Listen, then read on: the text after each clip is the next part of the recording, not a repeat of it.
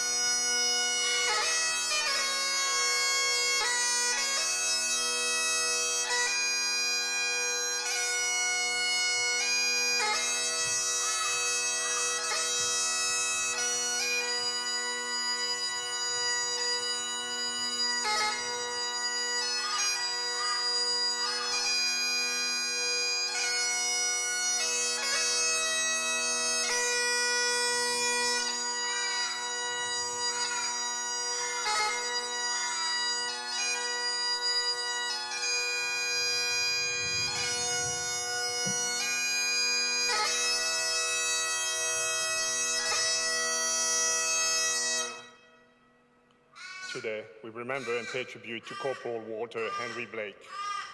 Walter Blake was born in Brisbane on the 20th of May, 1889, the son of 3 sons born to Edward and Mary Blake. His mother died when he was 4 years old, and his father never remarried.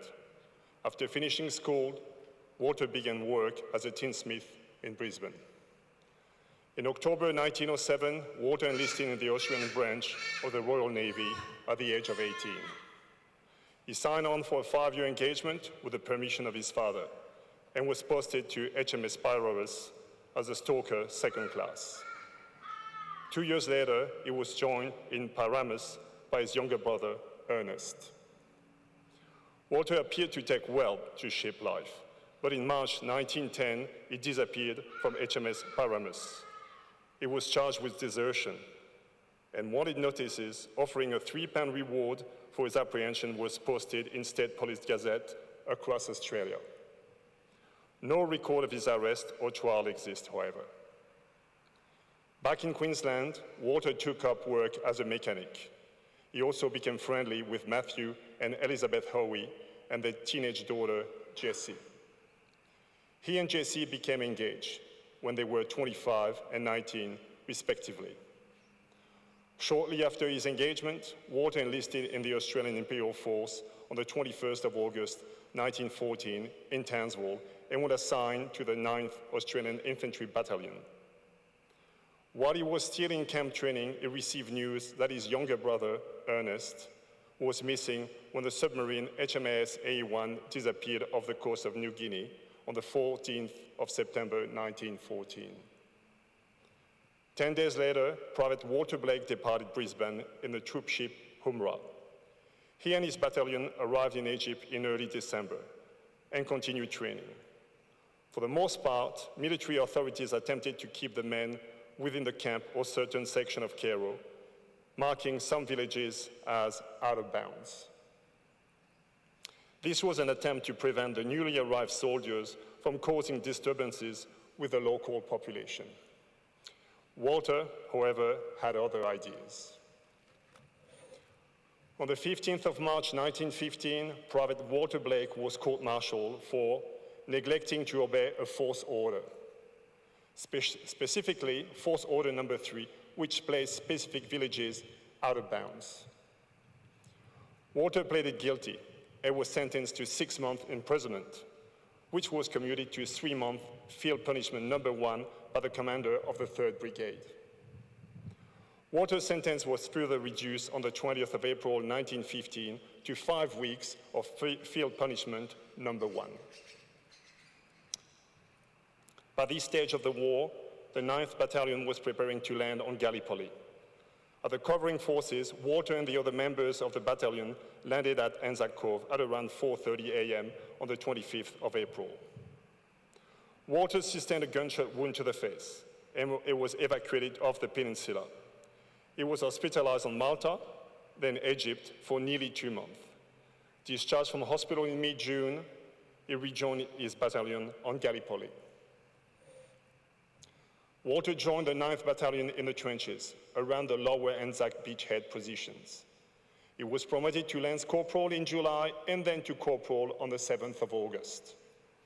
That same day, Walter was wounded again, this time suffering a bullet wound to his back. He was again evacuated, this time to Cairo.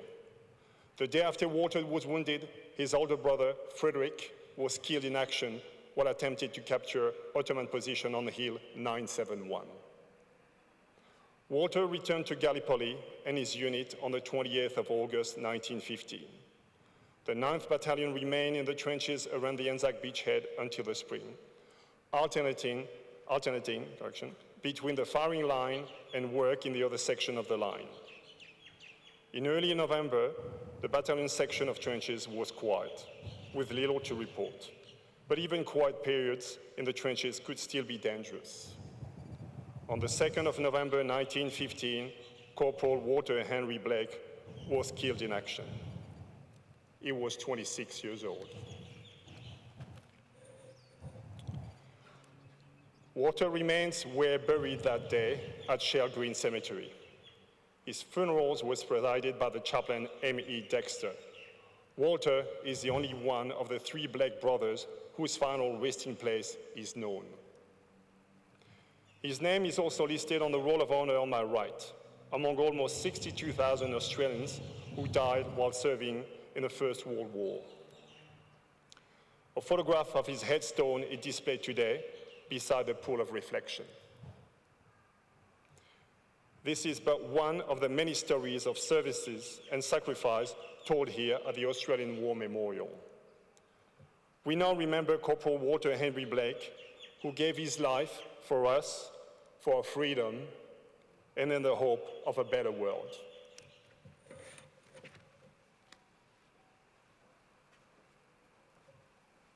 Please stand for the reading of the ode and the sounding of the last post.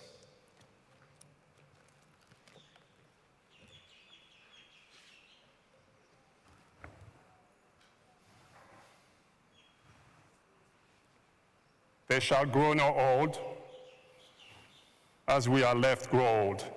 Age shall not weary them, nor the years condemn. At the going down of the sun, and in the morning, we will remember them. We'll remember them.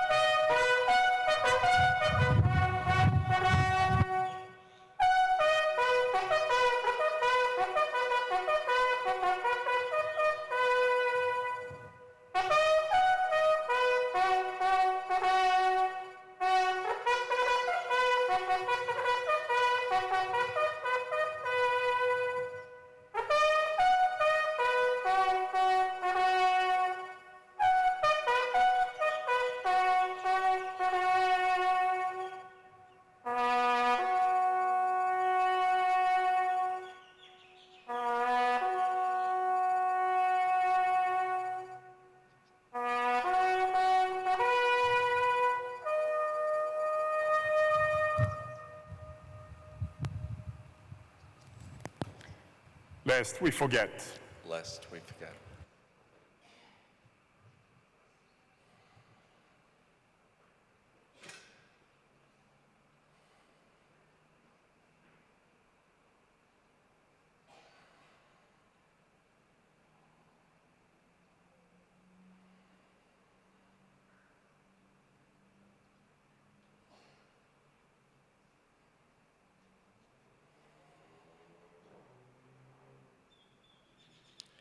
We leave you this evening with the words of the memorial's founder, Charles Bean. Many a man lying out there at Pozières or in the low scrub at Gallipoli, with his poor, tired senses barely working through the fever of his brain, has thought in his last moments, well, it's over. But in Australia, they will be proud of this.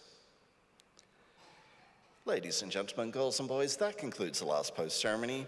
On behalf of the director, staff and volunteers, thank you for visiting the Australian War Memorial today. We wish you all a very pleasant evening. Thank you.